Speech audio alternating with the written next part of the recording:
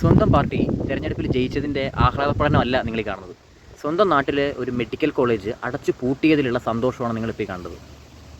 ജമ്മു കാശ്മീരിലെ മാതാ വൈഷ്ണോദേവി എന്ന് പറയുന്നൊരു കോളേജ് പൂർണ്ണമായും മെറിറ്റിൻ്റെ അടിസ്ഥാനത്തിൽ മാത്രം അഡ്മിഷൻ നടത്തുന്ന 2024 മാത്രം തുടങ്ങിയിട്ടുള്ളൊരു കോളേജ്.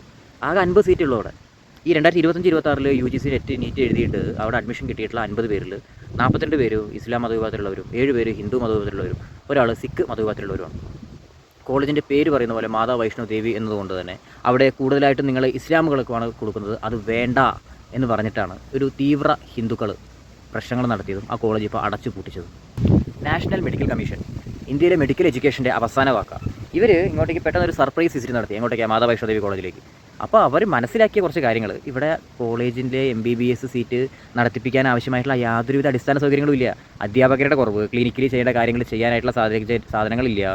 അങ്ങനെയുള്ള എല്ലാവിധ കാര്യങ്ങളും ചെയ്തിട്ട് അവർ MBBSൻ്റെ ലൈസൻസ് അങ്ങോട്ട് റിവോക്ക് ചെയ്തു, തിരിച്ചു വാങ്ങിച്ചു. ആകെ 1.5 വർഷം ആയിട്ടുള്ളൂ തുടങ്ങിയിട്ട്. പക്ഷേ ആ കോളേജിലെ 50 സ്റ്റുഡൻസിൽ ഒരാൾ തന്നെ കൃത്യമായിട്ട് റിപ്പോർട്ടിൽ പറയുന്നുണ്ട്, ഞങ്ങൾക്ക് അവിടെ യാതൊരുവിധ പ്രശ്നങ്ങളും അനുഭവിച്ചിട്ടില്ല, അവിടെ എല്ലാവിധ പ്രൊഫസേഴ്സിൻ്റെയും സാന്നിധ്യം ഞങ്ങൾക്കുണ്ട്, ഞങ്ങൾക്ക് പഠിക്കാൻ ആവശ്യമായ ബേസിക് കമ്മ്യൂണിറ്റീസോ കാര്യങ്ങളോ എല്ലാം അവിടെ തന്നെയുണ്ട്.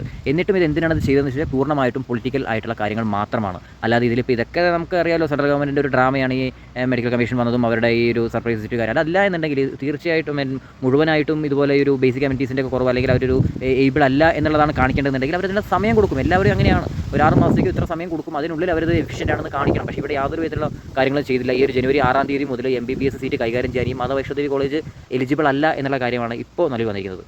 ഇതറിഞ്ഞു തന്നെ കാശ്മീരിലെ മുഖ്യമന്ത്രി ആയിട്ടുള്ള ഒമർ അബ്ദുള്ള അദ്ദേഹം ഈ 50 കുട്ടികളുടെയും പഠിപ്പ് മുടങ്ങില്ല എന്നുള്ള കാര്യം ഉറപ്പിച്ച് പറഞ്ഞുകൊണ്ട് മറ്റു കോളേജിലേക്ക് ഇവരെ മാറ്റിയിട്ടുണ്ട്. പക്ഷേ അതിലുപരി നമ്മൾ മനസ്സിലാക്കേണ്ട ഒരു കാര്യം എന്ന് പറയുന്നത്, വെറും മതത്തിൻ്റെ പേരിൽ മാത്രം പൂർണ്ണമായിട്ടും മെറിറ്റിൻ്റെ അടിസ്ഥാനത്തിൽ കിട്ടിയിട്ടുള്ള ഈ ഒരു വിദ്യാഭ്യാസത്തിനെ ഇങ്ങനെ മാറ്റുക എന്ന് പറയുന്നത് രാജ്യത്തിന് തന്നെ അപകടകരമായ ഒരു കാര്യമാണ്. എത്രത്തോളം അപകടത്തിലൂടെയാണ് നമ്മൾ പോയിക്കൊണ്ടിരിക്കുന്നത്. അതിലുപരിയല്ലേ ഈ ഒരു കോളേജ് അടച്ചു പൂട്ടിയത് ഇവരിങ്ങനെ കൈകൊട്ടി ആഘോഷിക്കുന്നത് നമ്മൾ കാണുന്നത്. ഒന്ന് ആലോചിച്ച് നോക്കുക, എത്രത്തോളം ഭീകരമാണ് ഈ അവസ്ഥ എന്നൊക്കെ.